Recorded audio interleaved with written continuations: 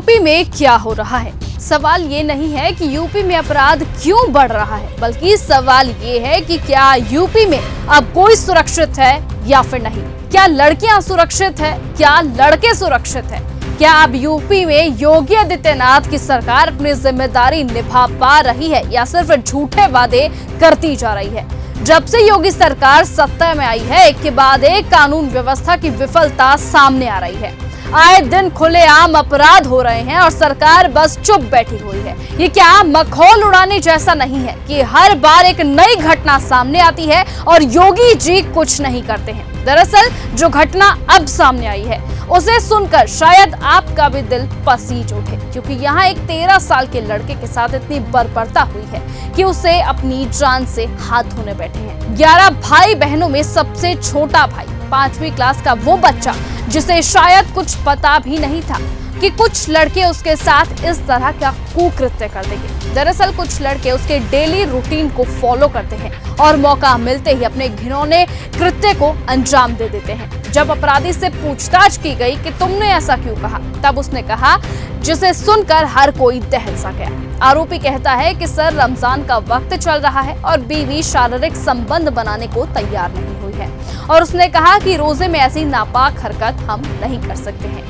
उसकी शरीर की भूख, उसी शरीर के हवस को पूरा करने के लिए वो आरोपी क्या करता है, एक बच्चे को शिकार बनाता है और वो कहता है कि रमजान में हमने जो अपनी सेक्सुअल डिजायर है उसे पूरा करने के लिए उस लड़के को किडनैप किया और उसके बाद ऐसे घिनौने अपराध को हमने अंजाम दे दिया। ये सीधे सीधे इस ओर इशारा करता है कि हमारा समाज किस गर्द की तरफ बढ़ता जा रहा है, किस गंदगी की तरफ हमारा समाज आगे बढ़ रहा है। और यूपी सरकार ने लड़कियों की सुरक्षा के नाम पर लाखों वादे जो किए थे, लेकिन क्या अब वो वादे, क्या वो महिलाएं सुरक्षित है? अगर आज लड़कियां खतरे में हैं, तो लड़के भी असुरक्षित हैं। ये क्या साबित करता है कि क्या यूपी सरकार न सिर्फ वादे करने का काम कर रही है, बल्कि आज हर दिन किसी न किसी बच्ची, किसी महिला या किसी लड़के के साथ कोई ना कोई घिनौना अपराध होता ही जा रहा है। अभी महाकुंभ भी आपने देखा था, जिसमें सरकार ने अभी तक आंकड़ों को बताया नहीं है कि वहां पर कितने लोग आपस में जाकर बिछड़ गए, कितने लोगों को अपनी जान गंवानी पड़ी। अभी कुछ ही दिन पहले मथुरा का केस भी आपको याद होगा, जिसमें 2 दलित बहनों की शादी भी खुद चंद्रशेखर आजाद ने करवाई थी, क्योंकि वो आए दिन इस तरह के घिनौने अपराधों को उजागर करते हैं। लेकिन योगी सरकार क्या करती है? योगी सरकार तो सिर्फ ऐसे नेताओं के जो आवाज उठाते हैं उन नेताओं को गिरफ्तार करवा देती है, उनको डिटेन करवा देती है। योगी सरकार का अब शायद सिर्फ यही काम रह गया है। योगी सरकार तो सिर्फ ये इन कामों में बिजी है कि जो भी उनके खिलाफ आवाज उठाएगा वो उनकी आवाज को बंद करवा देगी। अब सवाल है कि क्या सरकार का सुरक्षा के नाम पर कोई ठोस कदम है या फिर बातों के सिवा वो कुछ नहीं करते हैं? अब सवाल ये भी उठता है कि क्या योगी आदित्यनाथ की सरकार सो रही है? एक आरोपी को गिरफ्तार किया गया है, लेकिन दूसरा आरोपी अभी भी फरार है। क्या यही है योगी सरकार का कानून और व्यवस्था का दावा? जब एक छोटा सा बच्चा किडनैप होता है, उसके साथ इस तरह का घिनौना कृत्य होता है, उसके बाद उसकी हत्या कर दी जाती है, तो सरकार इसे हल्के में लेकर बैठी है। जब एक मामला इतना गंभीर है, फिर भी अगर सरकार आरोपी को पकड़ नहीं पाती है, तो क्या इसका मतलब ये नहीं है कि यूपी सरकार पूरी तरह से फेल हो गई है? ये तो तय है कि यूपी में कोई सुरक्षित नहीं है, न लड़के, न लड़कियां, न महिलाएं। अगर सरकार लड़कियों के लिए सुरक्षा नहीं दे पा रही है, तो अब लड़कों की सुरक्षा कहां है?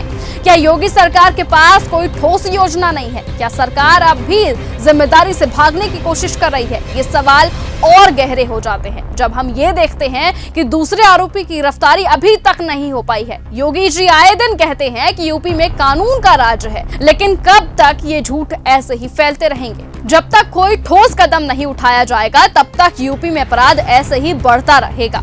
अब सवाल ये है कि कब तक यूपी में अत्याचार होते रहेंगे? क्या योगी सरकार की नजरें खुलने वाली हैं या फिर नहीं? या यह स्थिति ऐसे ही बनी रहेगी जहां अत्याचार होते रहेंगे और सरकार चुप बैठी रहेगी?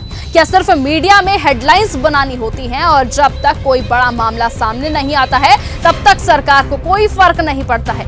क्या योगी सरकार के पास इतनी भी ताकत नहीं है कि वो आरोपियों के खिलाफ कड़ी कार्रवाई कर सके? दरअसल ये घटना 5 और 6 तारीख के बीच की है, लेकिन उसके बावजूद आज 11 तारीख हो चुकी है, आज भी वो दूसरा आरोपी पुलिस की गिरफ्त से बाहर है। इन सवालों का हमें उत्तर चाहिए कि योगी सरकार आंख मूंद कर क्यों बैठी है।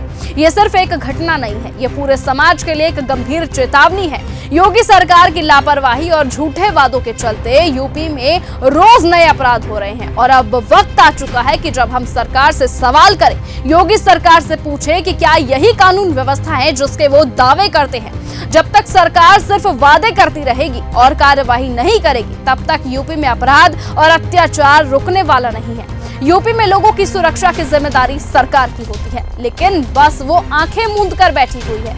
अब सवाल ये भी है कि क्या योगी सरकार अपनी जिम्मेदारियां निभाएंगी या फिर हम चुनावी वादों का शिकार ऐसे ही होते रहेंगे।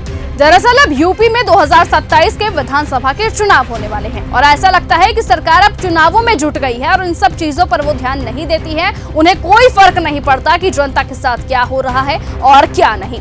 ये सब आए दिन की घटना आपको इस बात का अंदाजा जरूर देती होंगी। यूपी में लोगों को अब सुरक्षा चाहिए और इसके लिए सरकार को जवाबदेह बनना जरूरी है, लेकिन सरकार तो सरकार है जी, सरकार को क्या फर्क पड़ता है जनता से। खैर ये सब बात तो अलग है। अब और कोई बहाना लोग नहीं सुनना चाहते हैं और कोई झूठ लोग नहीं सुनना चाहते हैं। लोगों को इंसाफ चाहिए। तो क्या वो इंसाफ अब योगी सरकार उस बच्चे के माता पिता को दिलवा पाएगी? ये तो देखने वाली बात है। फिलहाल आज के इस वीडियो में इतना ही। देश और दुनिया की तमाम बाकी खबरों से जुड़े रहने के लिए आप बने रहें और देखते रहें न्यूज गंगा। ऐसी ही खबरों को सुनने और देखने के लिए सब्सक्राइब करना बिल्कुल मत भूलिएगा चैनल न्यूज गंगा। खबरें अच्छी लगी तो लाइक का बटन दबाना बिल्कुल मत भूलिएगा। कमेंट बॉक्स में टाइप भी कर सकते हैं और हाँ, शेयर करना भी बिल्कुल मत भूलिएगा।